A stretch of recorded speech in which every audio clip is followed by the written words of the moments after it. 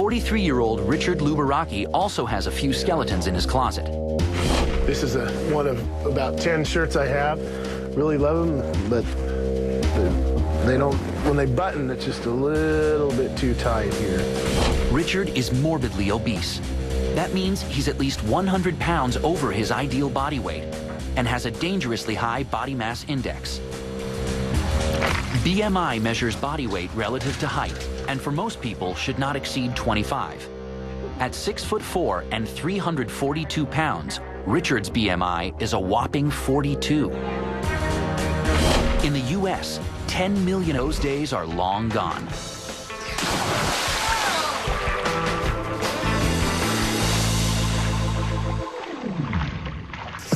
Today, he's in for a routine physical. All right, 342.14 pounds. But Richard needs more than a checkup. Diabetes will age Richard a staggering 1.5 years for every year he lives. It will also cut his life expectancy by almost a decade. This has his wife, Tanya, scared to death. This isn't the man that I married. For Richard, life and death are walking hand in hand. Richard is big in a lot of ways. He's tall, but he's got a lot of girth to him. He's 350 pounds. And so he's committed to following the You on a Diet program to the letter. Richard's stage 1 goal? To drop 260 pounds and break loose from the grip of morbid obesity. I'm optimistic about this program that we're doing and Dr. Oz, you know, agreeing to help me with my weight problem. I see this as a journey of learning and developing skills and tools that are going to help me to facilitate that goal. But not everybody is heeding the call. In Texas, old habits die hard. And I thought you said you were going to stop drinking soda. I need to. Okay. But Dr. Oz has no time to waste. He decides to send Richard. The program began, and Richard's original intentions are fading. Yeah, I really want to do this. I want to lose the weight. He got off to a good start, but in the last 2 weeks, Richard hit a wall. His exercise has decreased, and his poor eating habits are slowly creeping back in. As a result, he's not where he should be, 1/3 of the way closer to his goal. Dr. Oz arranges a world-class lesson in New York City with renowned celebrity trainer Joel Harper. Yeah? I feel like I plateaued a little bit. Why do you think you plateaued? I don't know if it's maybe just not as excited about working out as I initially was.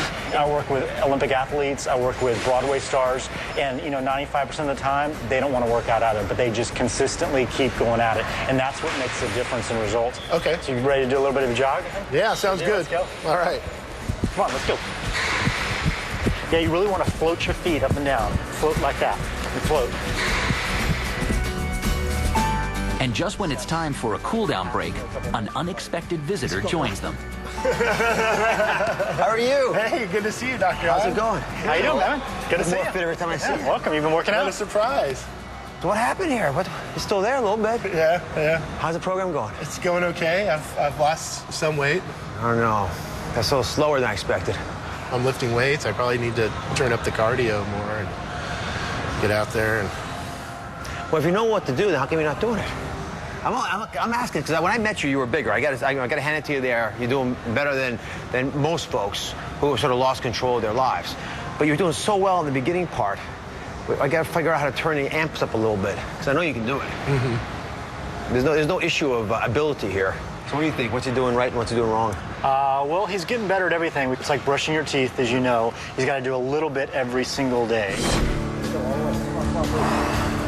When I first started doing it, it was new and it was exciting and the weight loss came easier. And now it's a little bit harder and slower and I've lost some of that motivation. And when his motivation is down, Richard's tendency is to give up. Good job.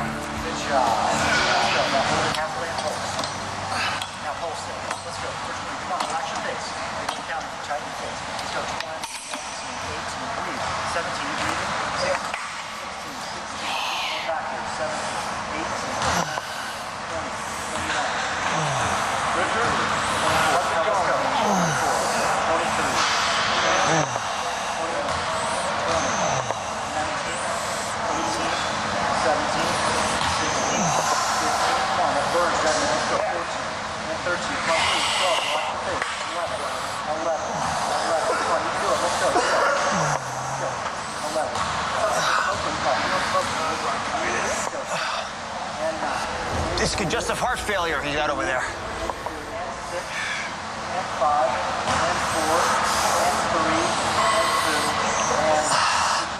I was tense seeing Richard again. I hadn't dialogued with him that much. I knew he was frustrated that he hadn't been able to lose the kind of weight he wanted to lose. And that's, by the way, part of the reason he was having trouble losing weight. He's a perfectionist. To help Richard make the grade, Joel Harper has another key tip. Physical activity can be incorporated anywhere and should be incorporated everywhere. Waiting in line at the post office. I'm looking forward to get back into my college weight, if you will, and make my family, my wife, everybody happier, and hopefully I'll live longer. Good job. Good work. Good job. Deep breath in and chill. Prove his food choices. Typically, I'd always start with a soda. I'd order a sandwich with French fries. I mean, just as a routine.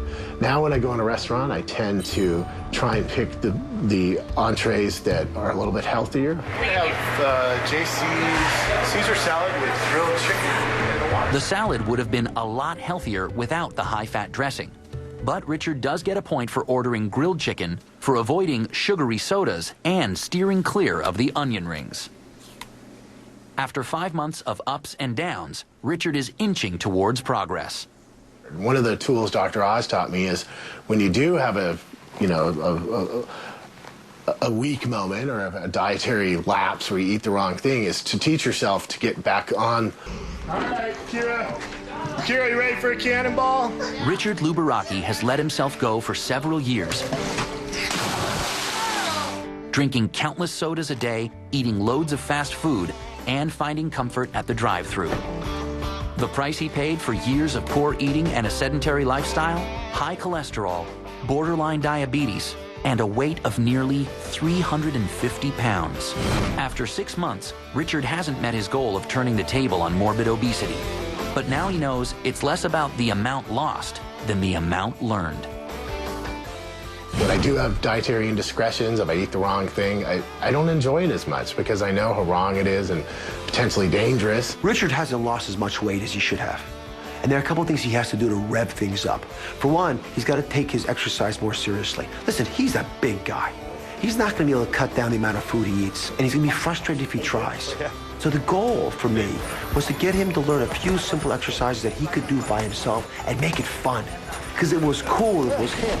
If we could give him a little bit of attitude with his boxing, he can see a little bit further into the future what his body might look like. Dr. Oz gave me some good advice about cardio. He said to find some exercises I like doing, like hitting a heavy bag or riding my bike, and do those because those are the ones I'm going to stick with. I'm less likely to quit on them. And Richard knows if he doesn't shape up now, his health is not the only thing at risk. Finding a healthy lifestyle means that I can be there with my kids, I can exercise with them and play with them and be more active with them, not just sit and watch TV and try and avoid them. You know, as my kids get older, they're more involved in sports and activities, and I want to be there with them to help them and